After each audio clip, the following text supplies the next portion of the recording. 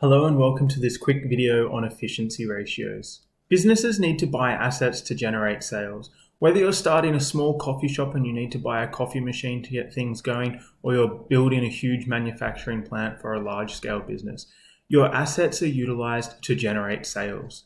So understanding how well your business is using those assets to generate profits is crucial to understanding the business's performance. That's where efficiency ratios are helpful for us. The first efficiency ratio that we're going to look at is the asset turnover ratio, or ATO. The asset turnover ratio is calculated by taking the sales revenue divided by the average total asset, and it's going to show us how efficiently we're using our assets to generate sales. When you're analyzing the ATO ratio, it's very important to realize that different industries will have different ATOs, as will different business models.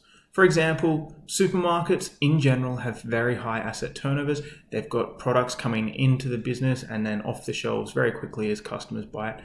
Whereas pipelines or mining companies have much lower asset turnovers. They've got really large investments in their fixed assets, and it takes many, many years to generate sales on those assets. Different business models have focuses on different things. Toyota are a cost leader. They sell their cars very quickly. They have huge amounts of production. They sell over 10 million cars a year. Ferrari, on the other hand, are a differentiated product who only sell 10,000 cars a year. Their asset turnover ratios will be very different, but it will be consistent with Toyota being a cost leader and Ferrari being a differentiated product. Inventory is one of our most important assets. So checking how long it takes to sell our inventory is an important asset or efficiency ratio. So the days in inventory ratio is calculated as your average inventory divided by the cost of sales times the 365 days in a year, and it will give you the average number of days it takes to sell your inventory. If your inventory turnover ratio is getting longer or is significantly higher than your competitors, it may indicate your inventory is not very popular. Customers don't want to buy your products. Or it may mean that you're storing too much inventory in your warehouses or in stores and you've got way too much excess stock, which is taking up room and space and costing you money. Another really important asset that businesses have is their accounts receivable. The accounts receivable asset is one of the most important things in turning assets into cash. So we want to be able to make sure that we're generating cash flows from our accounts receivable as customers pay us back. So to calculate the days in accounts receivable, we take the average accounts receivable and we divide through by sales revenue multiplied by the 365 days in a year, and it'll give us on average how many days it takes for our customers to pay us back.